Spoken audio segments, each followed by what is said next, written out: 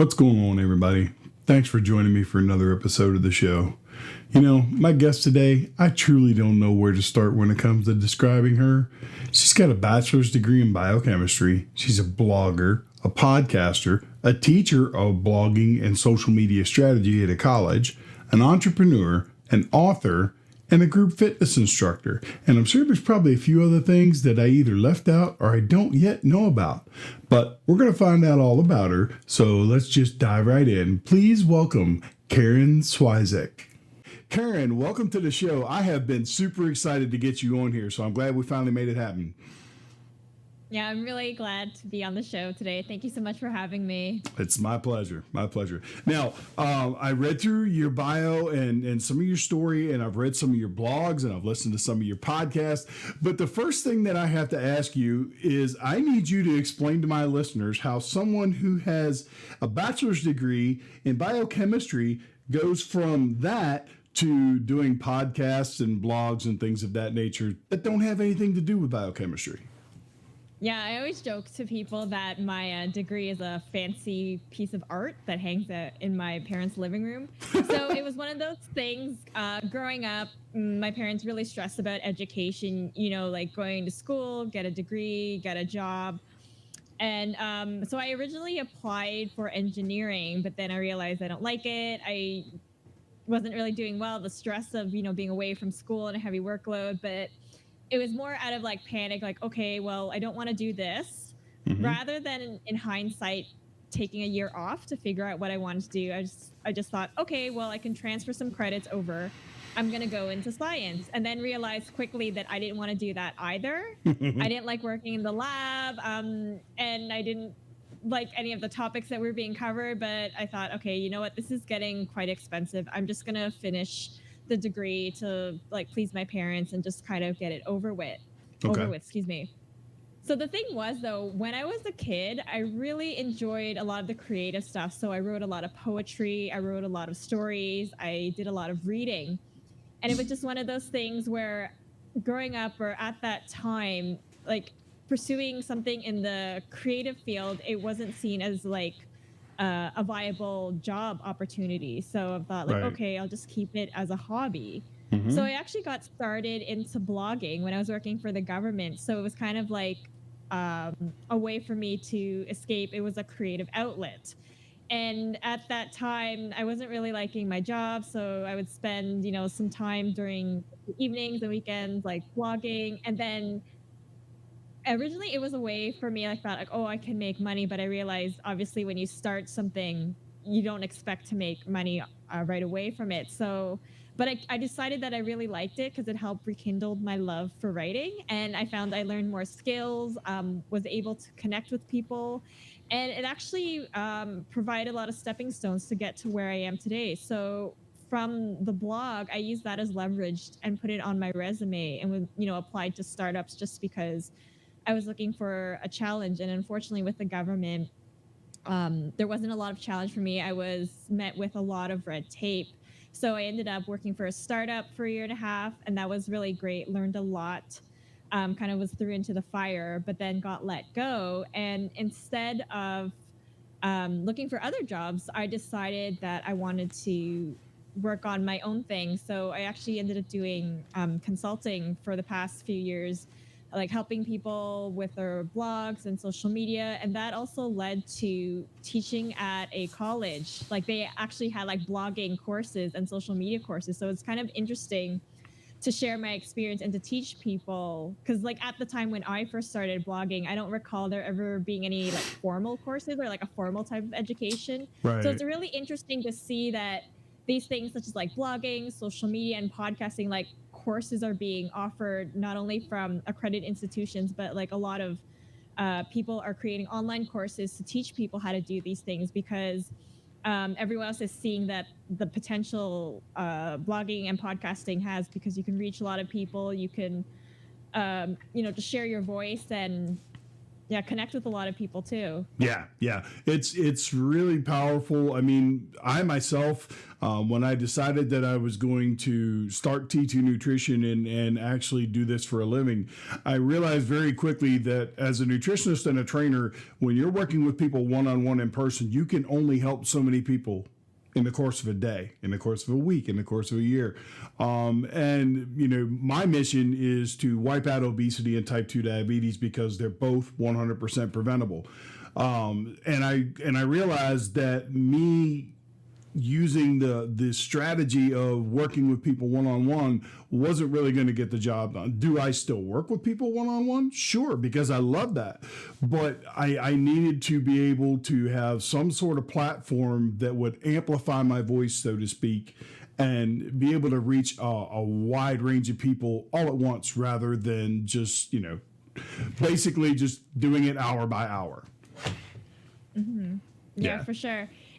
It's interesting because I always tell people that I'm an introvert. They're like, well, you have a blog and you podcast and you seem very comfortable in front of the camera. But it's funny because even though, like, as of right now, as we're recording this podcast, it's 1-to-1.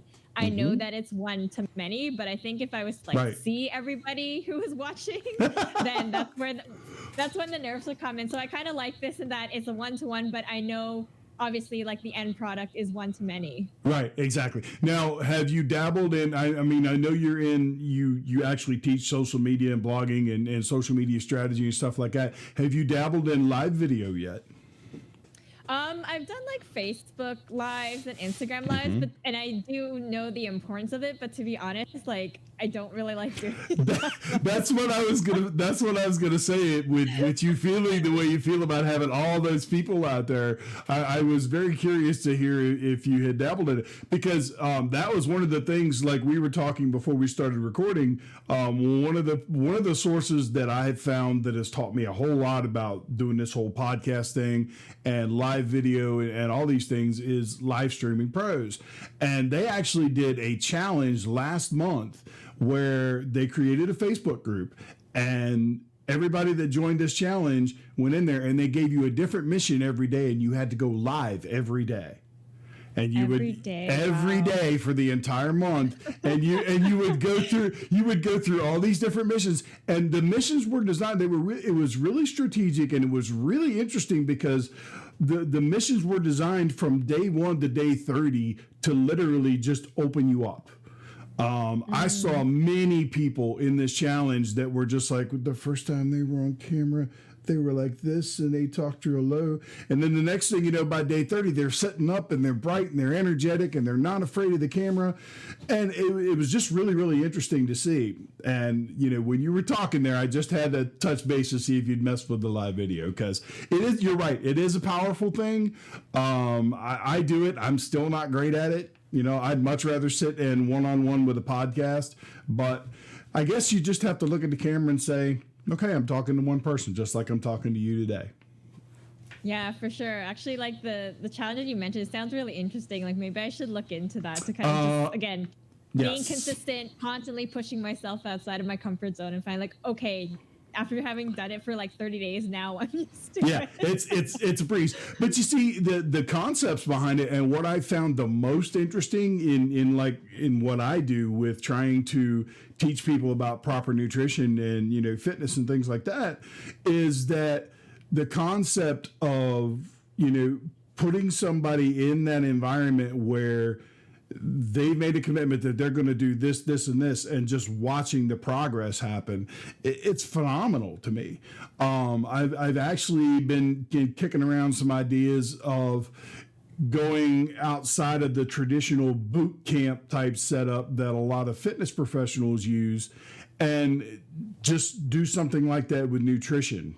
You know what I mean? And just kind of stair step it, where they have a challenge each day that they have to do, and kind of get together and share their stories. I think that'd be pretty neat.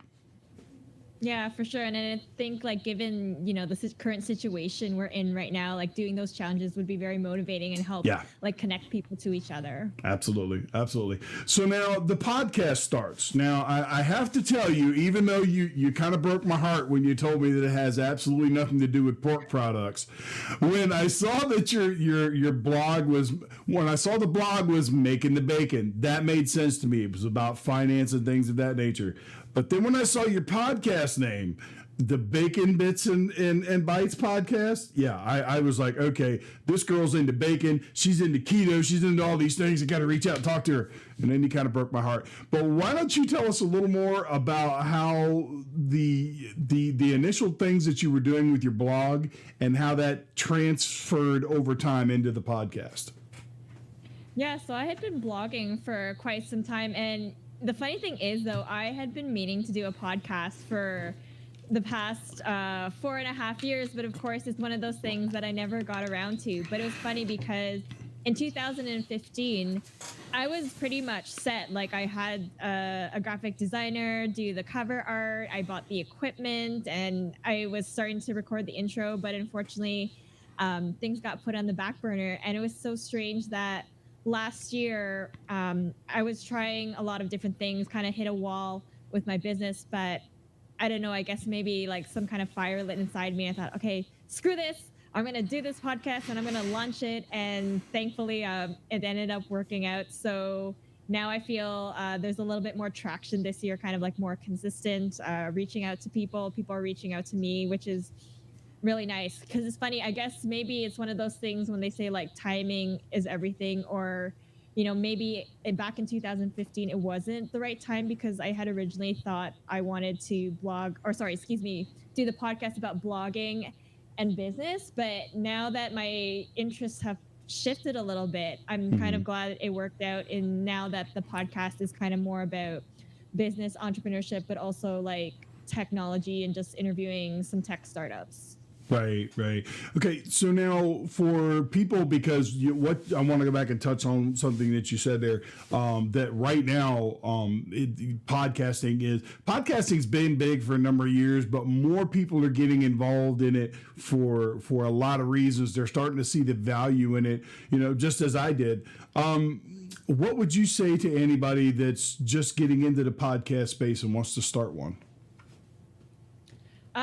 I think if anything, one of the biggest things that tend to hinder people is maybe being like overwhelmed with the technology and like having to plan and stuff. And yes, all of that stuff is important, but I think just starting it and taking it one step at a time. And I think another thing I'd like to emphasize is that don't expect like explosive growth. Like I'm still like my podcast is not even a year old yet, but I think like just being consistent with it, because I've noticed that like there are a lot of podcasts that have like started, but then you notice after like 6-10 episodes, some of them end up kind of like dropping off the face of the earth, which is kind of right. sad for whatever reason. So it's just really like you need to kind of keep on putting yourself out there, because you never know who's listening, who's watching, who may eventually reach out to you. Exactly. It's like, and I think a lot of the reason that podcasts have a tendency to drop off is because people aren't really sure when they get involved what the format's going to be. Now, there are podcasts where it's literally just one person bringing forth a topic and talking about it. And, a lot of times podcasts like that will last, 10, 15, I've even seen some that last 5 or 6 minutes. And then you have podcasts like this where I interview people, and typically they last anywhere from 30 minutes to an hour. I myself have found it very easy to do the interview style podcast, just simply because you're not sitting there just looking at the camera trying to deliver the content. You're not trying to read a script or anything like that. And B, it's just you have that interaction between yourself and the guest, and unless you're sitting there stiff as a board and you're just like question number one and you do your thing, it's actually a lot more fun, I think. Yeah, I know. I agree with you 100%, since my podcast is also interview style, and the couple episodes I did were solo, where I just kind of introduced myself and say I wanted to start the podcast. And I found those were actually the hardest ones to record, because I'm not the type of person who likes to talk a lot about myself. I really prefer the one-to-one conversation, like you're saying, like kind of bouncing back and forth, the interaction. So after that, I was like, okay, no more solo episodes. Yeah, I haven't done any solo episodes myself. Not of this. I have. I did some solo things. I did some informational type videos when I first started my YouTube channel, and they were okay. But it's like I would memorize a paragraph or two, and you would see me on camera, and I'd start to discuss that particular topic, and then it would cut away to B-roll, and it'd be B-roll after B-roll, and then I'd come back and we'd talk about the next topic. And those are all right. It's good for getting information out, but it's incredibly boring. And I think it's boring to make them, so I can't imagine it being entertaining for viewers. That's just me, though. But yeah, this type of thing, and actually, now that I'm starting to get more comfortable with the live video, I actually enjoy that as well. The live interaction where people can actually ask you questions and things like that. Once you get over being like, afraid of being in front of a bunch of people, so to speak, it's really quite interesting, and it's a lot of fun. But one other thing I do want to touch on that you said was people getting hung up on the tech. It is so simple now to start a podcast. Yeah. You can literally download Anchor.fm's app off the Google Play Store or off, iOS, and you can record, edit, and publish your podcast all from your cell phone. It doesn't get any easier than that. So there's absolutely no reason from the technical side to get started. You don't have to do video right up front. You can get started in audio and then add video afterwards if you want to, or you can keep it audio only. It's all up to you. Yeah, for sure. I started my podcast originally on Anchor, and I think maybe sometimes like they'll see people on like social media or like the videos having like the mic and the headset and like the pop filter shield, and they think like, oh, I need to get all that stuff. But yeah, I agree with you. Just like starting off small and simple, it's not really that hard. And then like eventually when you feel you're more serious, you want like better sound quality, you can eventually like look into investing in those things. But yeah, you don't necessarily need to start with that right away, even though like I did. I need all this gear, but I'm not using it. I'm the same. Trust me when I tell you, there have been more than one time my wife wanted to bash me over the head with a rolling pin. I started off in the basement of my house, and with my 5 little dogs running around, and I was using my phone for a webcam hooked to a laptop, and had a little lavalier mic that plugged into my phone. That was my first setup when I just started making videos. But it didn't take me long. Once I started seeing what some of the stuff could be done, I'm one of those people that's like, okay, I can use the DSLR camera as a webcam, and I could have a USB microphone on a boom right over top of my head like I do like right now. And I just kept more and more and more, and my wife was like, really? Seriously?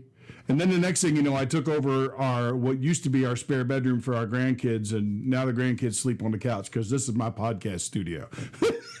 It just happens like that. So now, all right. So you so far we've talked about you being a blogger, a podcaster. How did you get into being an author? I mean, I don't think it's a real big leap from being a blogger, but I mean, tell us about the first book that you wrote that was the bestseller on Amazon. Yeah, so the first book that I co-authored, Fitness to Freedom, it was one of those things where you just end up telling someone this is what your goals are, and sometimes the opportunity can be presented. So writing a book, it wasn't even on my radar at that time. It was more of a 5-year goal, maybe even like a 10-year goal, because the thought of writing a book, even though it seems like a natural progression for someone, who's a blogger, like, okay, write a book. A lot of other bloggers have done it. It just seems so daunting to me. Right. However, back in 2018, close to the end of the year, I ended up attending a networking event, and someone sat down beside me and had a couple of books, and I just started a conversation with her saying, oh, I've seen those books on Instagram and in exchange back and forth. And I said, oh, I would like to be an author in the near future, maybe in a few years' time. And then she said, I'll connect you with my publisher. And usually, like when people say, I'll do this, and you don't know them, I just automatically thought, okay, that's nice. But wasn't really thinking too much about it. But lo and behold, I think about a week later, I had an e-introduction with the publisher, and then had some video calls with the publisher, and then some lead authors of a few books, including the one Fitness to Freedom. And I thought, this really resonates with me because I'm a group fitness instructor, and everyone always tells me I make it look so easy, when in fact, no word of a lie, I would say it was probably going through that process to become a fitness instructor was one of the most hardest things that I've ever done, like physically, mentally, and emotionally. And I thought it would be scary, but also I thought it was necessary to share my story with others. Right.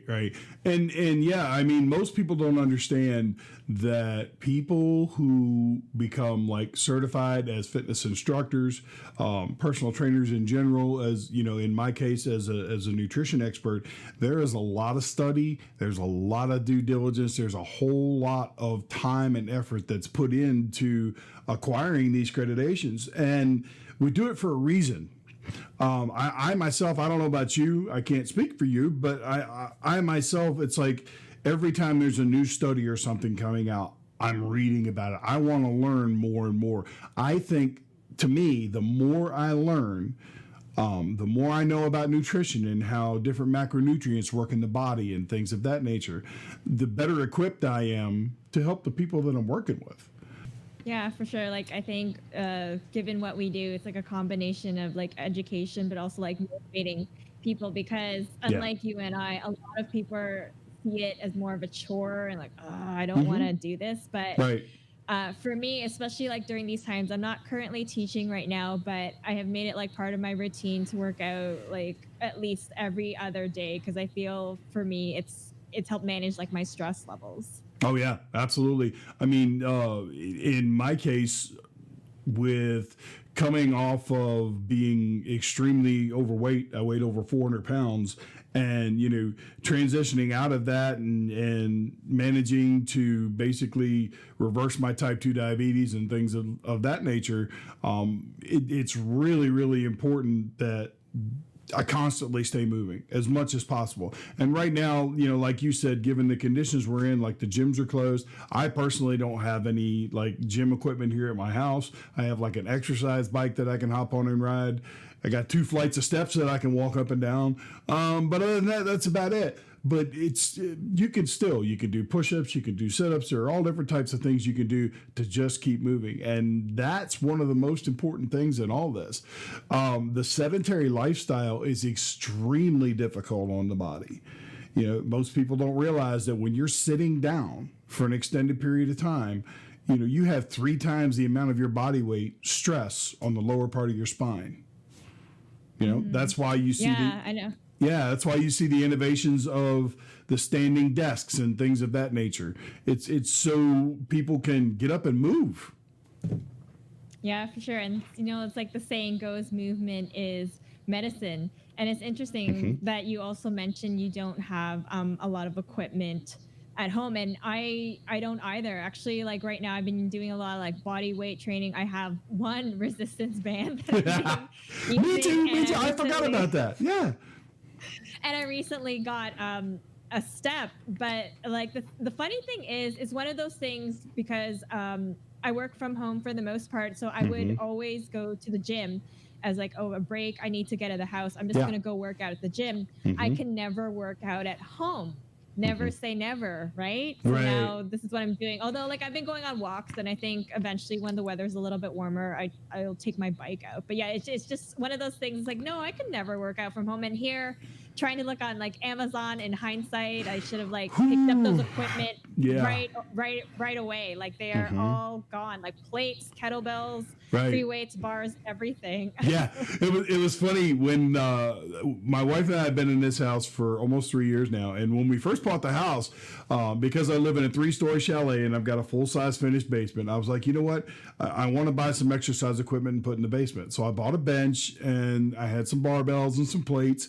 and I bought a machine, an older machine. I actually think I picked it up at a yard sale or something like that. But anyway, so I had a little home gym set up down there, but I'm a big guy and I lift a lot of weight. Well, none of this stuff was a lot of weight, and I didn't have room for anything that had a lot of weight. So I found myself not using it. So after a while, I was like, you know what? It was a good idea in theory, but I'm just not using it. Let me go ahead and get rid of it. So I sold everything off, and 6 months later, this happens. And I've got nothing. And I'm like, you've got to be kidding me. Come on. And then to make matters worse, everybody that is selling this stuff right now is price gouging the daylights out of people. I mean, it's insane. But you know, there are a million different ways that you can find to exercise. You know, like I said, like what I'm doing. I go up and down. I've got 2 flights of steps, and I'll take 20 minutes a day, and I'll just walk both flights of steps up and down for 20 minutes. I get on the bike in the morning when I get up. I get on the bike again in the evening before I go to bed. So at least that's something. I think, in addition to the exercise, I think it just kind of goes around the whole theme during the pandemic, given, you know, having limited resources, but just basically, you know, doing what you can with what you have. Yep. I've seen video clips on Facebook where guys have made like, I saw one guy that made a leg press machine. He was a welder, and he used scrap steel at his house, and he made a leg press machine. And then what he would do is it had like a little trough at the top of it, and he would just pile more scrap steel in the top of it, and that's what he used for weight. I saw another guy make a bench press station out of wood, out of 4x4s. It was pretty neat. So, you know, if you put your head to it, you can definitely come up with ways to work out, no matter what kind of situation you're in. Yeah, for sure. I think a lot of people. Oh, go ahead. No, go ahead. I was just gonna add on saying, I think like a lot of people are getting in touch with their like DIY/creative side. Yes, absolutely, without a doubt. Okay, so now one other thing that I do want to touch about on what people can do as far as right now in this situation is something that people really need to keep in mind. If your activity level has dropped, you don't want to be eating the same amount of calories that you were eating before. If you were one of those people that you work 5 days a week, you hit the gym 4 days a week, you had a relatively physical job, and now your job is shut down and the gyms are shut down, you got to cut your calories back. If you're eating the same amount of calories you were eating before, you're going to gain weight. Plain and simple. Just a little tidbit for thought. But now, okay, so I'm trying to make sure we cover everything because there's a lot of stuff. You are into a lot of different things, you know? I got to make sure. I know. Okay. You know what? It was one of those things too. Like when I was growing up, I had a lot of different interests. So I was one of those kids that not necessarily like did a lot. Just always like did things like I took piano lessons, ballet lessons, swimming. So I've always been that person who has a lot of interest. Like I want to learn this. I want to learn this.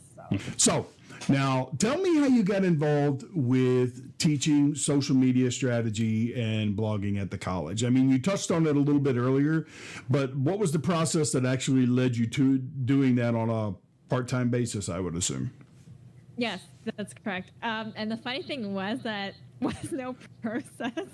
Like this, I was not even planning this. It kind of just like fell into my lap, really. Really? So what I had originally, and that like never happens to me when it comes to jobs, to be honest. So this is a very unique case in that I was actually emailing people because like for my own business, I was looking at doing workshops. So I wanted to reach out to somebody with respect to just kind of like how to plan a workshop, the structure, and then that email to the college actually ended up bouncing back, and it had another contact person. So I emailed that contact person again, asking about workshops and like teaching if there was anyone I can talk to. And then she replied to me saying that they were looking for someone to teach one of their courses in a few months, and like if I would be open to an interview. And I thought, okay, why not? So that's kind of how it happened. Really, it was just more of a emailing random people. Really? That's crazy. That's absolutely crazy. Okay, so now I'm going to obviously you teach this stuff for a living, so I don't want to get into in depth.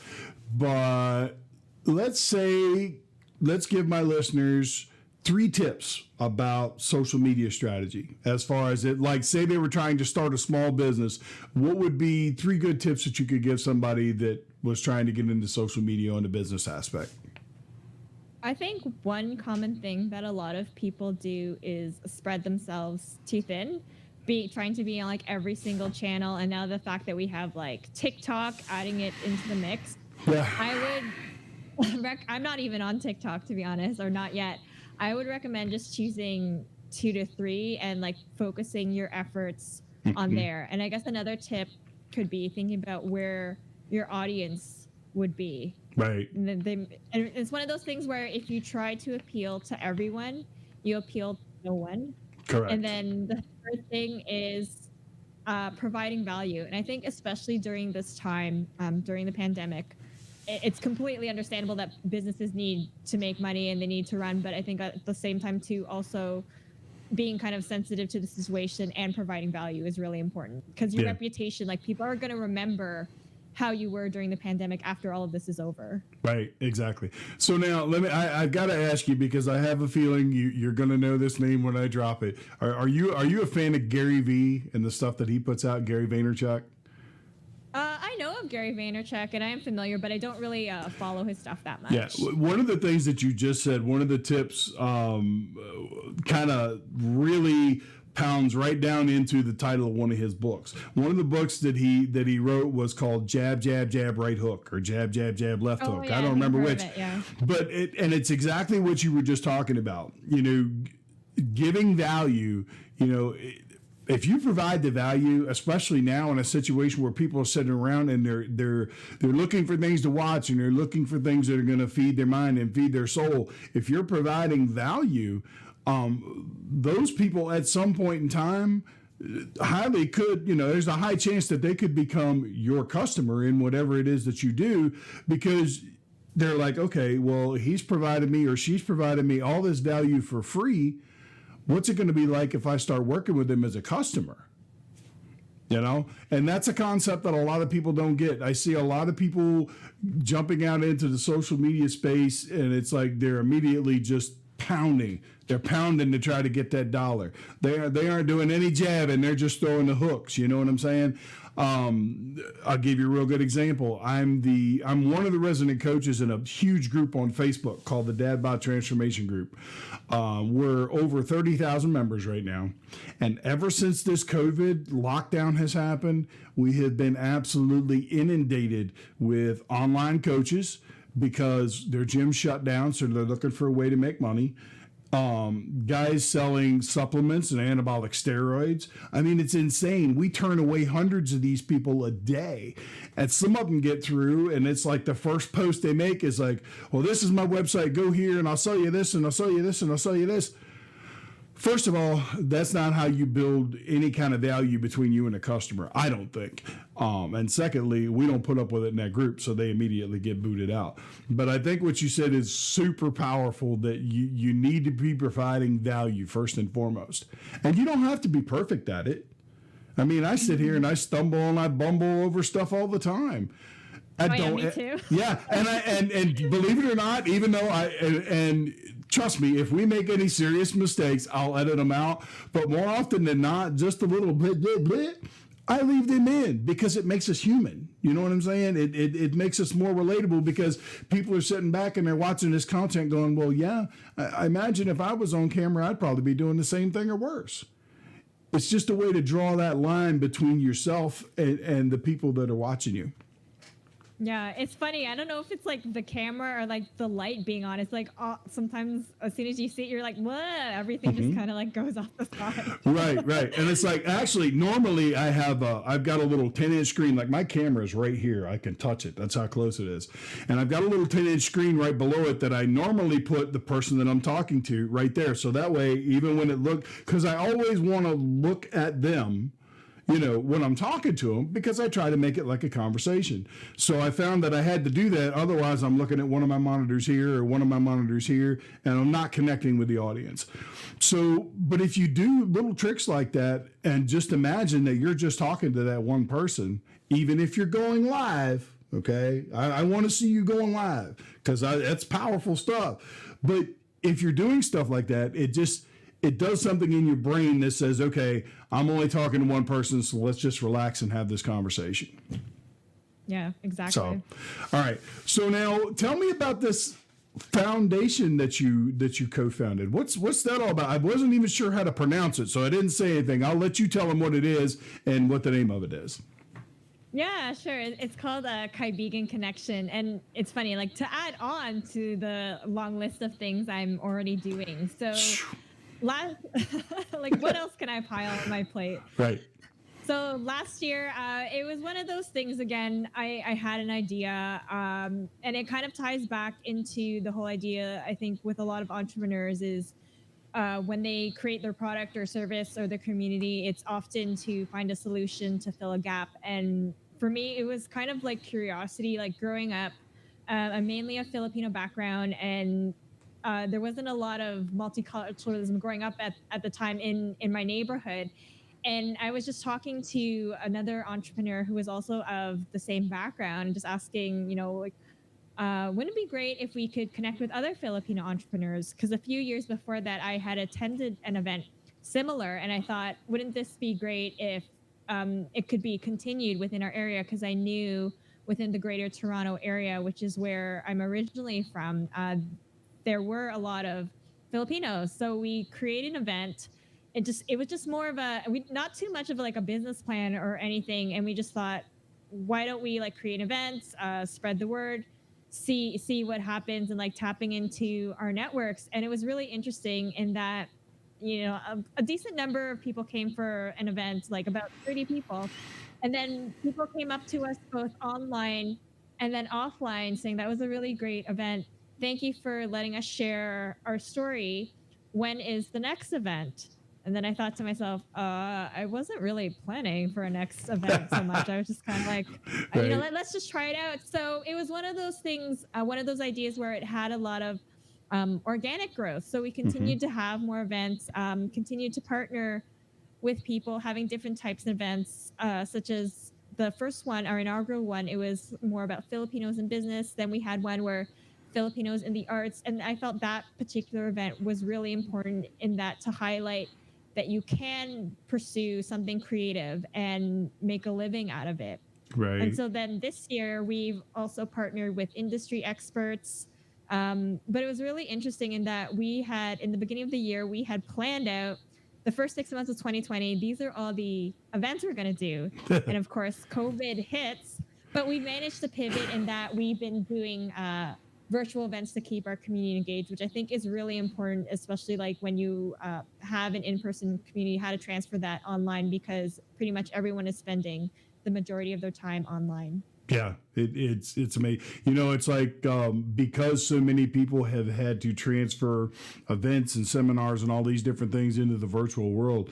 It's like you go on Amazon and try to find a webcam or a capture card or anything like that to do any kind of online stuff, and either you can't find it or it is so overinflated in price that it's crazy. I mean, it's even to the point where one of the problems in using like DSLR cameras, there are a number of different camera manufacturers. Obviously, Canon is one of the most popular, but they had an issue where the output from the cameras was not clean HDMI. You would always see the autofocus box and some of the other things. So you wound up having to use a third-party software and actually hack the camera in order to get a clean signal. Well, in answer to everything that's going on with COVID and the shortage of webcams and things like that, Canon actually just released, I think it was last week, a beta version of a new utility that would allow you to just directly hook your camera via USB to your computer and be able to use it as a webcam. Now, it's not the best picture in the world, but it's better than nothing. And I think it's companies like that are trying to do things to assist in everything that's going on, because it's really, really important that we be able to do a lot of these seminars and stuff, help a lot of people. So they need to be able to have that ability to go virtual with it. So how difficult was it for your organization to shift to the virtual world? Did you guys have a lot of issues finding a platform or things like that? No, I mean, we've just using Zoom, and if anything, it was Mm-hmm. more the difficulty in that, I guess, emotionally, like you had looked forward to these in-person events, and we were so used to Right. doing them, but the Mm-hmm. transition itself, it wasn't. It was pretty seamless, and actually planning more virtual workshops, potentially in the fall doing like a virtual retreat, so like a full day Yeah. of virtual workshops. But yeah, it's one of Mm-hmm. those things where it's become the new norm. Like there have always been virtual summits, online Yes. webinars, and Mm-hmm. things, but now it's just the thing where like pretty much everybody is Yeah. doing it. So it's really Absolutely. interesting to see the tools that have come out of this. And actually, I had attended a couple of networking events. So Mm-hmm. rather than just using Zoom, it was quite interesting in that this particular software, it was kind of similar to like speed dating. So you'd wait a few seconds and they would like automatically match you with someone, and then you can start talking. And then a time limit was given. And then as the time limit Wow. was like closing, it would like fade into the Uh-huh. black. So it's like, okay, bye. But then you could connect with the people you matched with after. So That's I thought that was crazy. pretty cool. Yeah, that is neat. I will say that there has been a lot of innovation that's come out of this, and I think that as a whole, this has changed the landscape of how a lot of businesses and organizations are going to be doing things. I really do. I think you're going to see a lot more virtual stuff. I think you're going to see a lot more people that are doing live video on social media platforms. I know gyms now are doing a lot of that. They're going live on Facebook and YouTube and all these places so they can still provide content to their members. And I think that what it's done is it's opened up a whole new world for the types of things that people are going to be doing in the very near future. I think when this is all said and done and the lockdown's over, I think you'll still see gyms doing virtual classes and things like that. Yeah, definitely. Yeah, without a doubt. Okay, so now, given all the stuff, and I mean all the stuff that you have done so far, I thought I was busy with trying to start a supplement company and a t-shirt line and T2 Nutrition and the podcast and everything else. Yeah, you're more busier than me. But anyway, with everything that you've done so far and all the life lessons you've learned, if you could go back and tell your younger self one or two things, some advice, what would it be? Oh, I feel like I could write a whole book and like give it to my younger self. But if anything, I would probably tell my younger self to take more risks. So it's interesting how a lot of people like in their 20s, they do a lot of risks and take a lot of risks. But like, I mean, in my 20s, I had a few steady jobs and was working for the government. So in hindsight, I would tell my younger self to take more risk and to not get so hung up on like building a career that it's okay if things won't work out, that eventually like I'll bounce back from it, because I was just so used to that whole traditional path that everyone was taking, like, okay, go to school, get a degree, get a Mm-hmm. job, you're set for life. Right. And it was interesting in that like friends and family, my inner circle, which is very small, I'm like a very small network, like everybody was following that same path. And for me, I always tell people when I'm being interviewed that I felt my career path or life path, it was more like a rock climbing wall or a jungle gym. There was no such thing as a ladder. So if anything, to tell people like all those experiences you have, all those failures, they're like stepping stones to get you to where you are. And more often than not, like there's a lesson that you learn from each of those experiences. Yes, indeed. That's crazy, powerful advice right there. Your younger self would get a real good talking to. I'm gonna tell you what. But now, but you're right. You need to just not be afraid. One of the other. I'll get it out here in a minute. One of the other guys that is kind of famous for doing a lot of things and motivation and things like that I follow a lot is Tim Ferriss. Now I read his 4-hour work week book, and that was like that all happened for me at a time where I was in a situation where all my life I worked hard. I'm physical labor. I mean, that's me. That's what I did. I was a mechanic for a number of years. I've always been in the service industry. And then, the last few years I was working in a factory running machines. So I've always had physical hard work. Well, I had some physical issues happen that put me in a position where I know that I can work hard now if I wanted to, but it would shorten the amount of time that I would be able to. So rather than work hard, I decided it was time to start working smart. So that's when I decided to start T2 Nutrition, and because I'd always wanted to help people anyway. After going through what I went through, almost dying and losing over 150 pounds and all these different things, I'd always wanted to help people, but I never wanted to make it a career. But then it was like, okay, well, I can help people. I can do the things that I want to do and work towards my obsession of wiping out obesity and stuff. I can do that without having to work hard. So I shifted gears. Now, mind you, I'm in my 50s. I'm 53 years old. Now, you coach entrepreneurs. So let me ask you, if someone was to come to you, not me or whatever, but somebody was to come to you my age, and it's like, okay, some things have happened. I need to pivot. I want to start a business. What would be some of the advice that you'd give to them? I think if anything, first off, I tell them it's not too late, because there's so many people in their 40s, 50s, and 60s that have pivoted. And I'm trying to think off the top of my head some really famous people. I think Martha Stewart and both Oprah, I think even to J.K. Rowling, maybe, if I'm not mistaken, they experienced success at a much later age after a lot of trials and tribulations. So I was saying, I think if anything, for anybody who's just starting a business, regardless of age, you need to be able to have that resilience and also be willing to learn, because with anything, like with your career and with business, you're constantly learning. So I think if anything, be comfortable with constantly learning, and then like learning to learn, if that makes sense. Yeah, no, you're right. You're absolutely right. You have to learn to learn. You have to learn to sit down and open up your mind and say, okay, the concepts that especially for older people, you know what they say, it's hard to teach old dogs new tricks. So, you have a set of concepts that you've grown up with and you've gotten older with. And when it comes time that you make that pivot and you're starting to learn new things, you need to be willing to set those concepts aside and open your mind and be able to take in new ideas and new philosophies and things of that nature. And that's actually what I've done. I mean, I've gotten into listening to so many things and studying so many different things, not just nutrition and fitness, but I'm dabbling in a little neuro-linguistic programming and things like that, because all of these things are connected.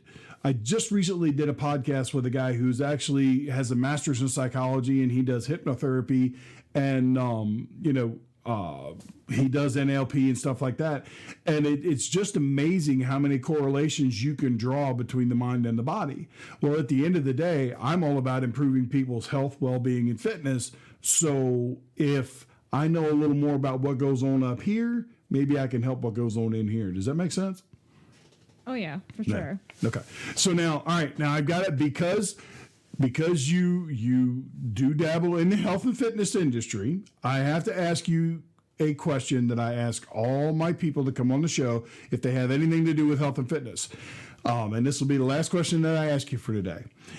If you could change one thing about health and fitness on a global level, whether it be instituting a policy, creating a new idea, whatever it would be, what would it be?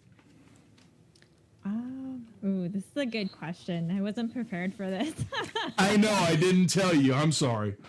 No, that's okay. You put me on the spot. I think if anything, to make health and fitness or the education of it mandatory. Like I'm not really familiar with how the school systems work anymore, but I know sometimes like with respect to like funding and with things having to get cut, a lot of the times like arts and physical education, they're like one of the first things to get cut. And I think it's really important to keep those things going, because when you're thinking of like children and how they're like sponges, I think if we emphasize the importance of, say, physical education like at the beginning, then they'll hopefully develop those habits at such a young age and then carry it throughout their entire life. Yeah. Yep. So I would, yeah. That's spot on. And I'm glad that you touched on children, because children is a really, really sore spot with me. It's like I just was looking at some research a couple weeks ago, and they were currently there's like 280 million people in the world that have type 2 diabetes. And of those, 70 million are undiagnosed, and 17 million of them are children. Obesity is the biggest pandemic in the world. It's bigger than Corona ever thought of being. 2.8 million people last year alone died from complications because they were obese. And that was heart disease, diabetes, all these other things. It's like, I want to say, I might be wrong, like 17 or 18% of the children in the United States alone are morbidly obese. That's ridiculous. It's absolutely ridiculous. So, you're right. It needs to be taught in the school. And that old food pyramid that was taught years and years ago, that's crap. That's flat out crap, and it needs to be thrown away. Because we've evolved. Okay, that original food pyramid was created back in the 40s and 50s, and we as a species have evolved, and the foods that we eat have evolved. So as all these things have happened, so should our education of our children when it comes to nutrition. That should have evolved as well, and it hasn't. And I think that's one of the biggest shortcomings in today's society. Mm-hmm. So, okay. So I'm not going to take up much more of your time, but before we go, I would like you to let everybody know, granted, I'm going to put it in the show notes, but let everybody know where they can find you, social media, your websites, all those things. Okay. Well, I'm pretty much like all over the place, but I would say I'm the most active on LinkedIn, Twitter, and Instagram. So my handle it's just the same across the board. It's Making the Bacon, but with the actual number 1 after it, just because Making the Bacon, and I don't mean to rhyme, but Making the Bacon was already taken, so I had to put one. Making the Bacon was already taken. I love it. I love it.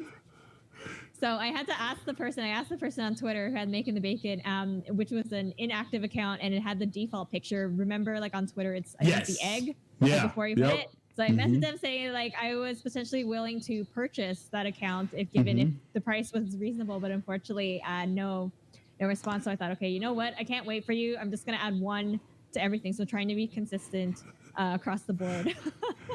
That should be like the tagline underneath your Twitter. It should be like, Making the Bacon was taken. That would be awesome. That would be awesome. We can make a jingle out of that. I mean, that would be crazy. Yeah, that's awesome. That's awesome. Well, Karen, I sure do appreciate you taking time out of your obviously busy schedule to come on the show. I know that, my audience is going to love this podcast. And anytime you have anything going on that you want to hop back on here, like if you want to come back on, almost forgot that you have another book that's getting ready to drop this year, right? Yeah, in the fall. Yeah, no, that would be really great. Thank you. Talk about the book. It's and if you don't mind, I can talk briefly. Go right ahead. I've got all the time in the world. It's called Lighting the North, and it's just basically to highlight the different voices, a lot of female growing up in Canada, like what it was like, and our background. So I think that would be an interesting thing to talk about, like the diversity in Canada. Absolutely. By all means, once that drops, come back on the show. Maybe you could do a little reading. That'd be pretty cool. Awesome. Thank you. All right. Well, thank you. Sit tight 1 second. I'm going to wrap this up, and then I'll come back. We'll have a few parting words. Okay, guys. I hope you got value out of this video, but I'm pretty sure that you did. If you did, please make sure that you subscribe to my channel. Hit the bell so that way you get notified when new episodes drop, and I'll see you next time. Until then, you know my motto, playtime's over. It's time to get to work.